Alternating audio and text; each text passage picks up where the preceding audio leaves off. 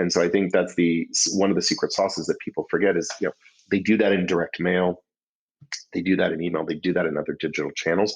We can do it just as easy. We just, again, have to make sure the tools are easy, because at the end of the day, a real estate agent should be out there doing their job on behalf of themselves and their clients.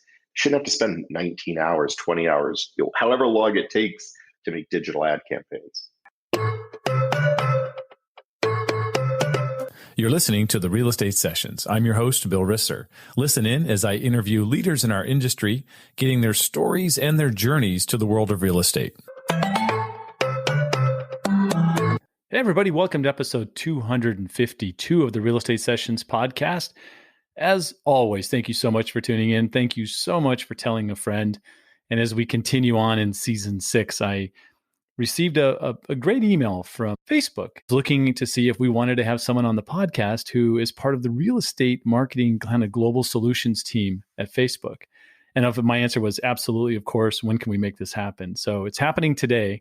Joining us is Scott Shapiro. Scott's been with Facebook about 8 years, but has an entire background in advertising and marketing.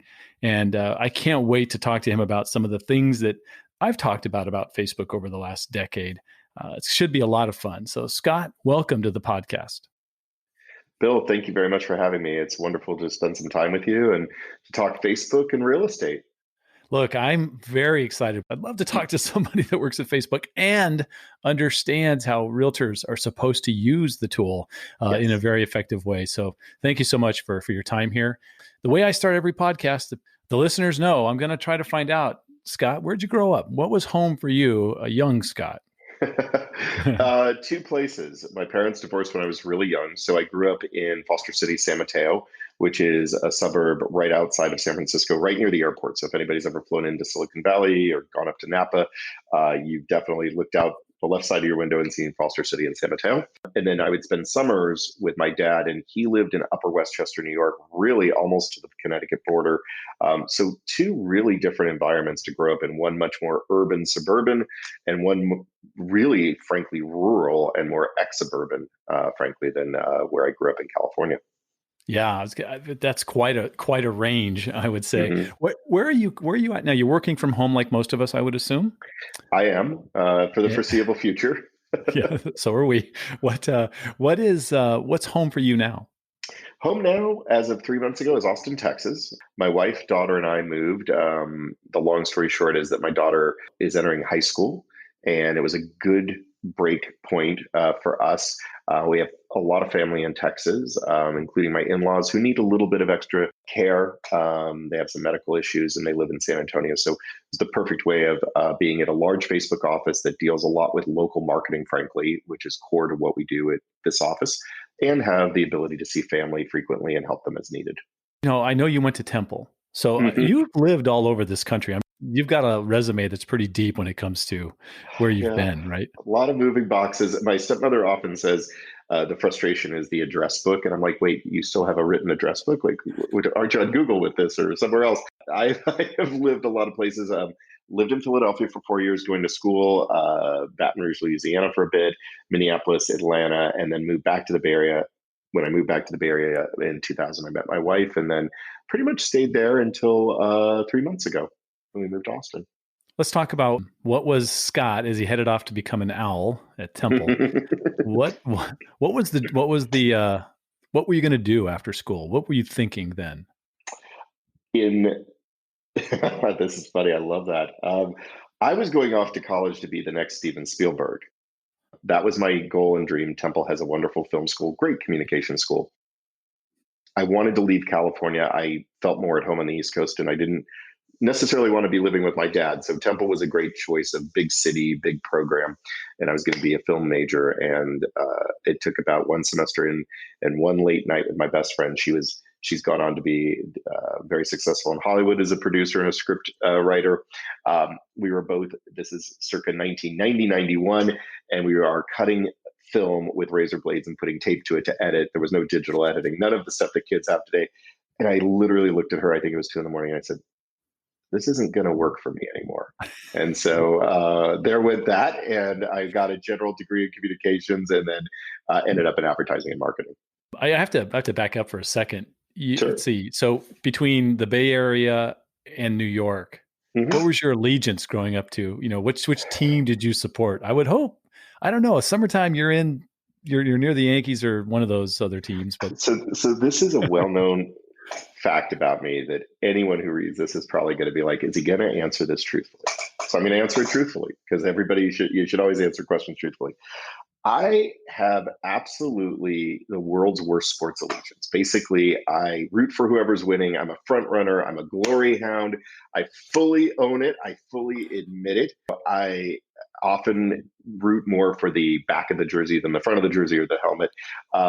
So growing up, in high school, back when the Giants played at Candlestick Park my senior year, we may have missed a lot of sixth period for day games because Candlestick Park was a place you wouldn't go for a night game. And it was 15 minutes up the road for $3 ticket and a $1 hot dog. We used to go to Fenway Park every summer. My dad would take a trip with us up there and I loved it.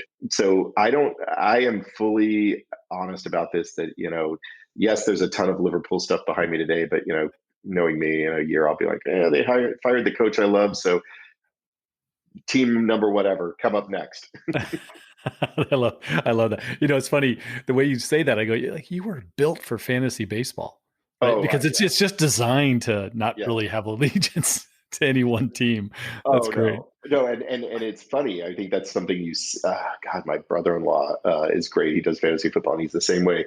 Grew up in San Diego and grew up, a passionate Charger fan. Now they're dead to him with the move to LA, and he's still a Padres fan. But it's all about DraftKings and all that stuff. And so on a weekend, he's like, I don't care if the Chargers are winning. My team is winning. Peyton Manning's playing the Chargers this week. Throw for 18 touchdowns because I want to win. So that's sports fandom, I guess, these days, circa 2020. It's changed quite a bit. It certainly has. Yeah, I love that. I love that. Yeah, I'm the same way. Dead Chargers are dead to me. Yeah, I Yeah, think they you are for can't a go lot back. of You can't people. go back to LA. Yeah. No. So let's talk about advertising and marketing. You actually work for some pretty big companies through your career. Can you just kind of Mhm. walk us through that in a kind of the short Mm. track and what that was like? Yeah, happy to. I think, came up through a couple of local TV stations, then a couple of large ad agencies, J. Walter Thompson in Atlanta. Went to work at some television rep firms, national rep firms selling TV ads. Ended up in, 2003, back in San Francisco, working for ABC for the national sales division, which was great. It allowed me to do the TV stations that Disney owns: LA, New York, Chicago, Philadelphia, big markets. They also had digital, so I was able to participate and worked with actually a teammate of mine, and she's now at Facebook, who's amazing, and she was leading digital locally, so she was great to work with. And then they also had regional sports networks, so things like you mentioned the Yankees, yes, Yeah. SNY, Mazin, Altitude Sports. So did that, and then got a out of the blue email from a recruiter over LinkedIn at Facebook, and this was in 2012, like probably midsummer, and it was right after the company had gone to IPO, and a bunch of people thought I was a little bit crazy to go and take an interview at Facebook, and I thought it was the best thing I had ever done, and still believe that for my career. So I've spent 8 years at the company. Incredibly fortunate to be part of an amazing environment, amazing culture, and love it. And just very thankful. And God willing, I get a lot more time to spend at the company.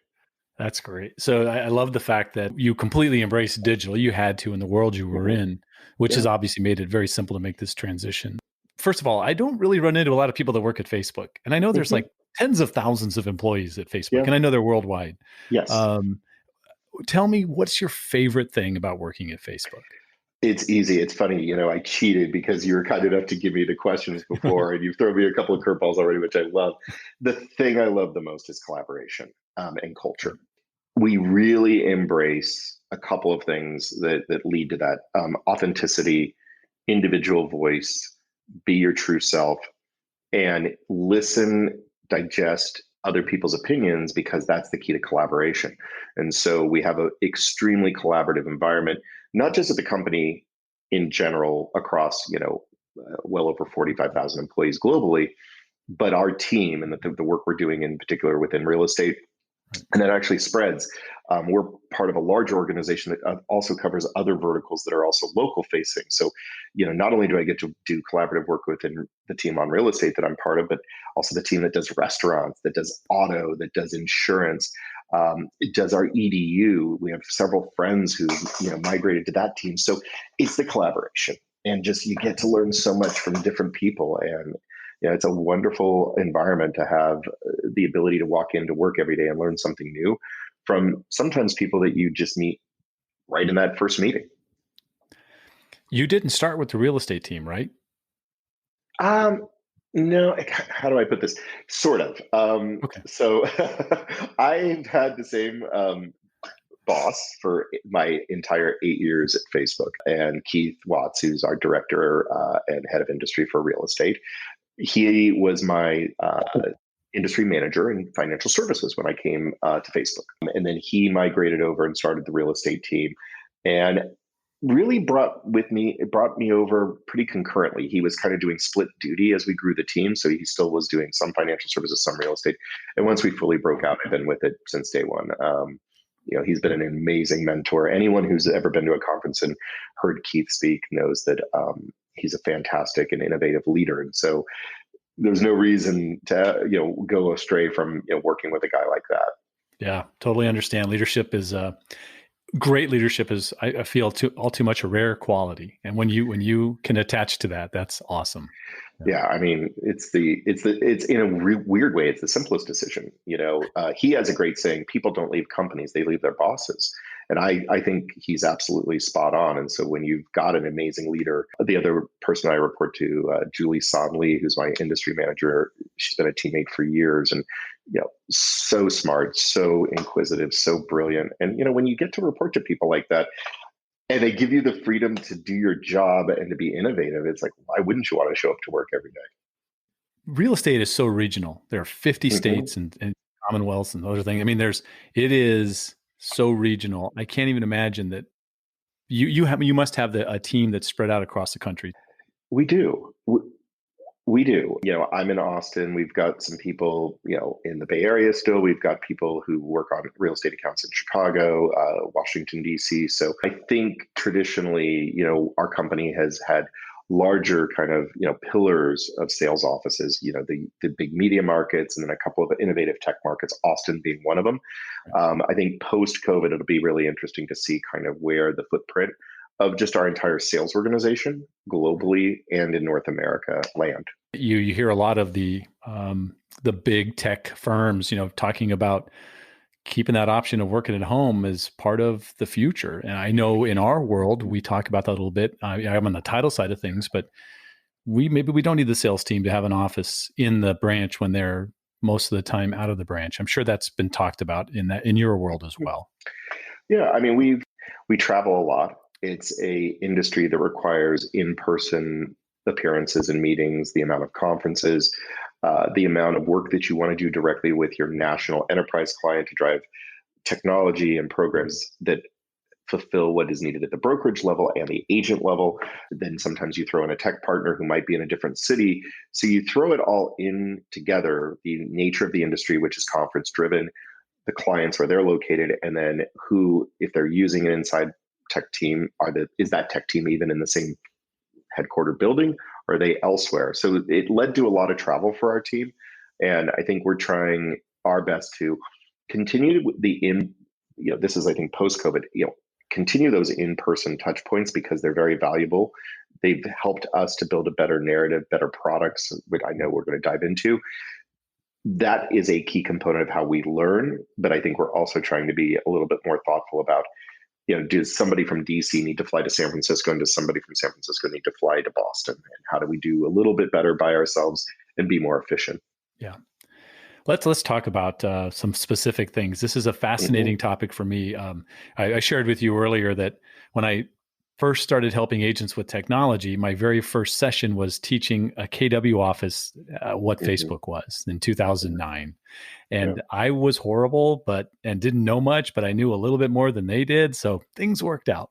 But I want to, for like an opening question, I would love to know, because there are realtors who are incredibly successful within the Facebook platform. There must be some common traits that they share. I mean, you would know this because I'd assume you see this on a regular basis. I think a couple of things that they do. First, they think about what do they want to convey to the consumer. So I think it's basics, but sometimes it's easy to lose track of why do you market? We want to make the consumer aware of our products. We want to make the consumer aware of our value proposition. We want to make sure the consumer understands our services. And I think oftentimes what ends up happening is most agents use the listing that comes off the MLS. It's a static photo. It's shot horizontally, and now the world is in a mostly vertical nature with a phone.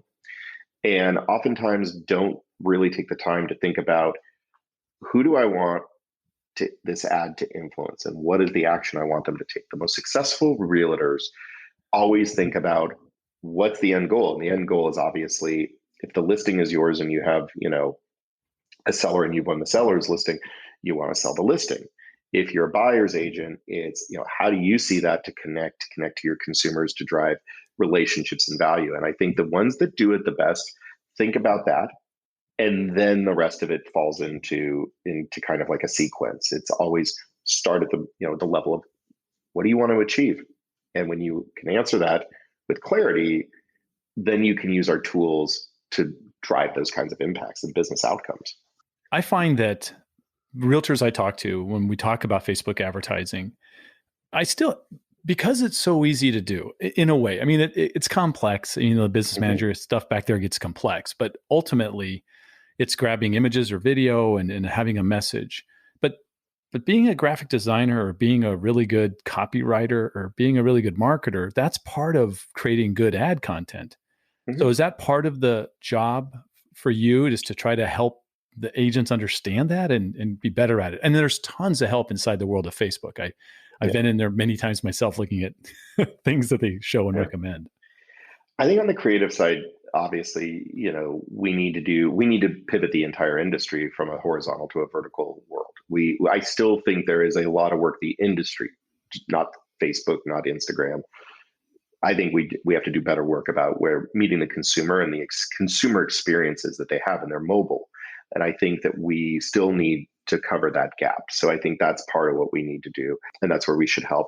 I think the other thing is that they oftentimes, Bill, mistake simplicity for what they should do. And I'll unpack that a little bit more. Most realtors want to do lead generation, yet a lot of realtors who I meet at conferences talk about boosting posts straight from maybe their page, but that doesn't, as an example, do lead generation. So that goes back to the initial question: what do we want the consumer to do? And so if you're not doing lead generation and you're boosting posts, that's not an aligned outcome. And I think even an ads manager, and why we've done so much work nationally with brands, and it's part of the guide that we just released about partners, is because again, agents will get into our tools into ads manager, and it can be a confusing journey if you don't know where to go. So a lot of what we've tried to do over the last couple of years is actually pivoted and make it simpler to work with the national brokerages, design technology, collaborate on technology, influence product design, and help make an easy button. And then really tell a story that similar to the way you use a mobile phone, when you unpack it and you turn it on and it's 5 steps to get your iPhone going, don't mistake easy for a complex piece of technology. So I think we want to take friction out, and we want to take a lot of the human guesswork out, because I think that is where oftentimes people go astray. And then they think they're doing it. They think they're getting something that is tangible, but we're still not aligned. And it goes back to that, what's the outcome we want? And most agents, it's lead generation or demand generation. We have to talk about the recent, a year and a half ago, maybe now, we had the issue with fair housing. HUD got involved, and targeted messaging, which was incredibly powerful in the world of Facebook, has been severely kind of limited, right? I think the real estate industry is one or two or three industries that have to answer a very specific question if you're going to do some sort of advertising, because then it's going to change the rules. How are things going there? What does it look like for an agent now? Do they have to cast a wider net maybe, and then try to identify who in that net is good? What do they do? Or help? So, sure. I think that's a great question. The net did open up. So, instead of being so micro-targeted to the point that, you're probably actually squeezing too tight and not allowing our systems to learn, what we've had to do, and it's the right thing to do. We don't ever want our platforms used to discriminate, redline, or do anything harmful like that. Right. So the decision is the right decision to make it more open from a targeting perspective. Two things that I've seen have happened. One, we always thought that agents were probably constricting our systems and our machine learning too much. They literally were drilling down to find 200 people. And it's the classic idea of the sales funnel. The more prospects we open up, if I have 2,000 prospects versus 200, I'm going to close most likely more business. It's just mathematically possible. So it's actually opened up a wider variety of targeting, opened it up for more people to see, more consumers to see their messaging. And I think we've seen better, frankly, really no drop off in efficiency in the platform. I think the hidden recipe that's part of Facebook's targeting is the use of what we call a custom audience, or your CRM. So how do you integrate that into an ad campaign? And so a lot of the work that we've been trying to do, again, at the national level with those tool sets to the local level, is to allow for that integration, so that if you built a CRM of a couple thousand people and you're doing direct mail and you're doing email marketing, and you kind of know, I'm cutting up my list. So this person I sold a house to 5 years ago, I want to kind of reach out to them. This person is a year in, and I want to just send this type of message, an anniversary message. This is what's new in the community. This is the evaluation of your home. By using those tool sets, that's the best targeting that we can do on Facebook. And then, using and being compliant and doing all the right things, that's how you can build a really rich sphere and a farm and target those folks really effectively. And so I think that's one of the secret sauces that people forget is, they do that in direct mail, they do that in email, they do that in other digital channels. We can do it just as easy. We just, again, have to make sure the tools are easy, because at the end of the day, a real estate agent should be out there doing their job on behalf of themselves and their clients. Shouldn't have to spend 19 hours, 20 hours, however long it takes to make digital ad campaigns. Right.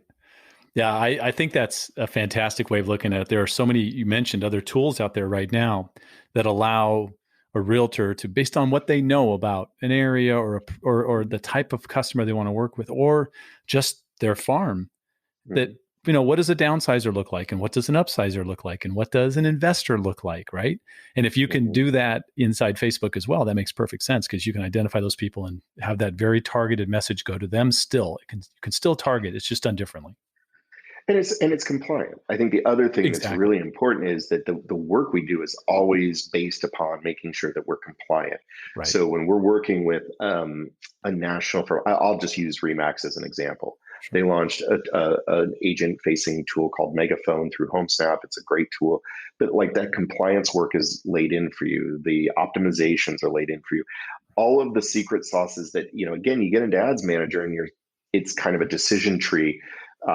The goal, really, the work we've done over the last 24 months has been around this idea of compliance, the right best practices built into these tools, so that literally agents have, if you're spending the $10, it should be the most optimal $10. If it's $100, the most optimal 100. So that's really a focus. And the compliance and the targeting and the integration pieces are really important to that conversation, that story. This might sound kind of basic, but can we just walk through kind of the hierarchy of advertising on Facebook for a realtor? I mean, I believe, obviously the easiest entry level thing is, boosting a post, as you mentioned, right? If a seller says, will you advertise on Facebook? I guess I am doing what I said I would do if I boost a post. True? You're using more of an engagement reach metric, though. Right. So we lose that lead generation ability with that unit. It's much more about impression based and engagement around the post versus what we're trying to do. And we feel our mission is as a team, which is to drive sales, satisfied customers, right? And then GCI for the agent. And so that's the basic. Well, I'll even back it up further. We have a lot of agents who still believe that organic posting is a form of advertising, and that's not. So I'd even back it up further that, posting on your page organically is not advertising. It depends, you're going to get some circulation, but you're certainly not going to get, the expansive reach from that you're going to get advertising. So we go boosted post, and then it really is advertising. And if you go from the boosted post into Ads Manager and or a tool, best practice, I feel for, and I think our team has certainly stated this as well in our marketing materials. We have a product called Lead Ads, and the Lead Ads product is mobile enabled. It's literally in the Facebook and Instagram environment across all of our ad types. So if you're doing a video ad, you can do it. If you're doing an ad in newsfeed, if you're doing an ad in stories, and what it does is it takes the consumer's information for what they've pre-populated on Facebook. They open the ad, they click open. There's a lead form, mobile enabled, already pre-filled out for you. Click yes, I want to go see, I want more information, or yes, I want the agent to connect with me. And I think that's by far for agents the best product to use, especially amongst lead generation. Bill, if they don't want to do that, they can also take an idea and take it what we call a classic offsite traffic ad. So if you want to drive them to your website, a landing page, and you want to do lead generation from there, that's also an opportunity. And then, from there, it gets into, do you want to do an ad that lands in stories or in newsfeed? And that's when the nuance kind of comes into play. It's been the year of video in real estate since 2010. I don't know if you knew that. so I have been preaching video for so long. And obviously, in the world of Facebook and Instagram, video is king. Yes. There's just nothing better. So can we talk about that and what's important for a successful video campaign, or is it just start shooting video, please? No, happy to explain, and I'm going to give you two different instances. So we may want to kind of pause because I'll try to kind of give a delineated response. There's video, and then there's live. And I think those are two different video experiences that I want to make sure everyone listening walks away from with kind of a different mindset. Ads that are in stories, in newsfeed, 15 seconds or less. Think about it as a teaser. Think about the commercial that you might see on TV. Quick, to the point. Explain, in 15 seconds what this is. This listing is 123 Main Street in this beautiful neighborhood in Austin, Texas. We have an open house on Saturday. Hope to see you there. My name is Scott. Please fill out this lead form and come ask me if you have any questions. I mean, that's not perfect. It's off the top of my head, but you get the point. It's 15 seconds. Consumers don't have patience in feed, scrolling up or down, nor in stories where they're swiping. Those units and experiences are made for very short form experience. So that's one. So that's speed, clarity of message, trying not to do 15-minute long videos with drones. Probably not a great way of advertising. Gotcha. So that's the advertising side. If you have the ability to do text overlay, when we launched video, a lot of folks were listening with sound off. I still think it's a really good practice to have some text overlay. It adds a little bit of context to the video itself. Should somebody have the sound off, they can still see something, even if it's just having a flash that comes across with the address or the open house date and time. That's, I think, also a really good best practice to have. So those are the video sides on the advertising side. Now flip that on its head and you have the experience about live, which is also video, but it's much more long form. And the way I think about live, and we did a lot of work when COVID first hit in the industry about explaining Facebook Live to people. The way people should think about Facebook Live or Instagram Live is it's no different than when we do an open home on a Saturday. The thing that you have to just bridge the gap to is I'm not standing next to you with my wife. You're our eyes and ears to take us on the tour of the house.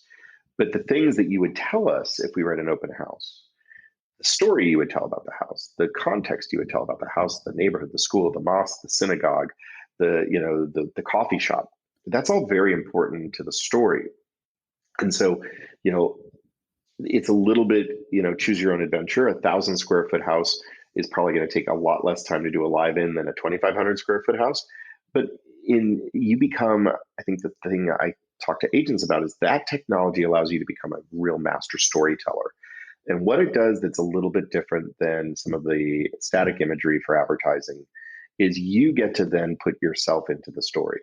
That's where you can start talking about your expertise, your knowledge of the neighborhood, your knowledge of the things that make it not just a house, but a neighborhood, a concept, a community, your services, your expertise. So one of the things that I think we're going to see as a remaining output of the time that we're in right now is consumers are going to, instead of wanting to get in their cars and go tour open homes, they're going to be looking on Facebook and Instagram for agents to put live videos up. And even if they don't watch it live, they'll come back and they'll watch it later in the day, and it'll be no different than House Hunters. And that's what I've said to folks is like, if you're in real estate, you guys have watched thousands of hours of HGTV. Look at that show. How do they shoot? Honestly, you can go shoot that way. And you do it with a mobile phone. I think the one thing we say is use a gimbal. It's $100 device. It's a basic Steadicam device for a mobile phone. And that allows for you to have a better line of sight, clarity, safety, and it's a better consumer image, experience, because you don't want it to be the Blair Witch Project. But those are the two different. That was a long answer. I apologize, Bill, but it's important, I think, to delineate the advertising side and then this new experience about live and about long form and what that means. Yeah, I'm a huge fan of Facebook's profile for the power it brings in building relationships, right? And those connections and staying connected way easier than we ever could before. But I look, live is not for everybody. I think that's you've heard that a million times, I'm sure, out there, because you have to be able to understand that mistakes will be made. It's you're human. But boy, the power in that is from what I see is just a user of Facebook that maybe they only had 20 or 30 people watch it live. But when I go back 4 hours later and 600 views have happened on that live video, it's a no brainer. You've got to be playing in that space. Here's another tip that I think, it's a little bit of a cheat. You can shoot video on the phone and you can do the rehearsal. You can take short form and chop it up. You could take more video and then you could use that as advertising. So back to the 15 seconds, it would be a little bit janky to take a 10-minute video and try to chop it into pieces. But, you could take hero things. Even if it's a 15-second video of you standing in front of a house, you now are in the house, the American dream, right? We all take the curbside photo from the MLS and we put it in there. And even though it's horizontal and we want it to be vertical because we're now mobile, that's a great way for you to put yourself into the story. So I think we do have people who talk about the fear of being live, but I think more than anything, people understand that people are human about this. And, no one's expecting a professional, crazy, thought out production. I think Scott Shapiro production from Temple, right? Oh God! Well, if that had been the case, it'd be my dog with the camera on the back, and just God knows what would happen. And again, this is why I dropped out of film school. Gotcha. But I do think it's important for folks to be kind to themselves and let go and know that, how is it any different than if you're in front of me, you might say something or, the door might stick. I think it's far better to have yourself out there. I think the one thing I would say that you asked earlier, what good realtors do, and this really just popped into my head, Bill, is one thing I forgot to mention is authenticity. If you are not a certain type of personality, don't try to act it out. Don't try to be something you're not on. I think consumers really look for authenticity, and it's okay not to be hyper and crazy and bouncing around a room when you're doing either advertising or you're doing a live. Be yourself. That's how you can make that real connection to the consumer. Scott, this has been wonderful. I really appreciate it. Now, I'm going to ask you a question. You're not a realtor. I'm not a realtor. We both work with thousands of realtors. And, I ask every guest the same question. It started with Jay Thompson from Zillow back in 2015. And that's, what one piece of advice would you give a new agent just getting started? Become a mobile marketing master. Think about this. Don't think about Facebook, Instagram, YouTube, TikTok, Twitter, name them all. There's a core underlying through line, and it's about mobile, and it's about the consumer spending time on mobile. So if you can put yourself in the mindset of not worrying about metrics that are social or views, take all that, strip it all away. Really, the focus of what your marketing should be is on mobile, and mobile across all these platforms, because that's where your consumer is spending the time. And ultimately, it goes back to marketing 101. We put our hard-earned marketing dollars, which comes out of your pocket, right, towards the place that you can drive the most business results. So I think that's the one piece of advice I would give, is not to get caught up on the different platforms and what platform is up and what platform is down. Pull back and take the macro view. If you are great at marketing yourself on mobile devices across all these platforms, you will have great success. And I think that's the one thing I would say is, from a marketing and advertising perspective, that's the big piece I would give them. I love that answer. And in 252 episodes, it's the first time it's been said. So, yeah, wow. that's awesome. Scott, put that flag on the moon. If someone wants to reach out to you, is there a way they can do that? Through LinkedIn. I'm on LinkedIn. I'm more than happy for folks to reach out to me there. I'm honest about this. I try to keep my Facebook presence to family and friends.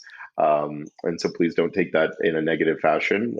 It's nothing personal. It's just it is a space that I use for my communication and my mobile moments.